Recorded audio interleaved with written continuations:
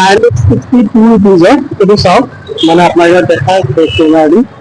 আপোনাৰ এটা চিলিণ্ডাৰ যোনটো কাৰ্ডৰ বজাৰ মূল্য হয় অনলি 962 rupees সেইটো আমি প্ৰায় ব্লেকত কিনি আছো প্ৰায় 3,500 rupees তো বৰ্তমান মই জাষ্ট আমি চিলিণ্ডাৰ যোৱাকালি শেষ হৈছিলে মানে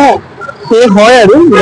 জুই ওলাই আছে সেইটো কাৰণে আপোনাৰ চিলিণ্ডাৰটো আজি ল'বই গ'লো ইয়াতে অৰিজিনেল প্ৰাইচ কালি মই ব্লেকত সুধিছিলোঁ আছিলে ব্লেকৰ প্ৰাইচ আছিলে 3,000 তেতিয়া মানে 3,500 কৈ আছিলে কিন্তু বৰ্তমান মই এতিয়া এই জাষ্ট মানে লৈ আহিলোঁ চিলিণ্ডাৰ এতিয়া প্ৰাইচটো বেছি আছে 962 অনলি এতিয়া চাওক এতিয়া চিলিণ্ডাৰ মানে এনেকুৱা হৈছে এনেকুৱা নাটেৰি মানুহে 3,500 বা 3,000 টকা দিবৰ কাৰণেও মানুহৰ গাত নালাগে এটা চিলিণ্ডাৰ ল'বৰ কাৰণে তো গাইজ তো সেইকাৰণে যিমান পাৰে চিলিণ্ডাৰ ছেভ কৰক অলপ মানে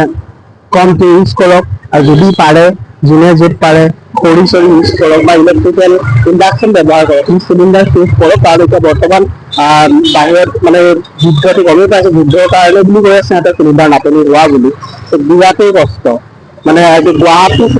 মানে চিলিণ্ডাৰ এটা পোৱাটো ইমান কঠিন হৈ পৰিছে কি ক'ব মই এতিয়া প্ৰায় 1 ঘণ্টামান সময় লাইন লাগি লাগি লাগি কিবাকে এটা চিলিণ্ডাৰ নাই বুলিয়ে কৈছে কিবাকে ফোন কৰি গোডাউনত গৈ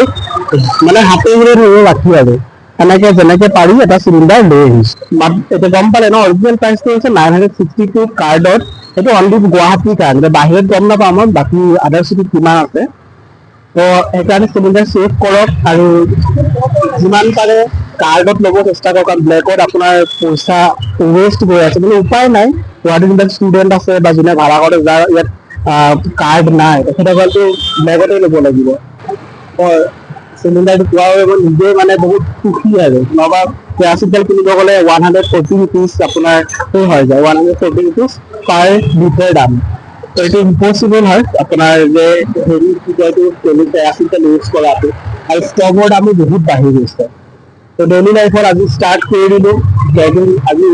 পাব্লিক প্লেচত মই তেনেকৈ ষ্টাৰ্ট নকৰোঁ তো আজি ফাৰ্ষ্ট টাইম পাব্লিক প্লেচত কৰি আছোঁ তো অলপমান অকাৰ্ড ফিল হৈ আছে কিন্তু চ' মাষ্ট গ' অন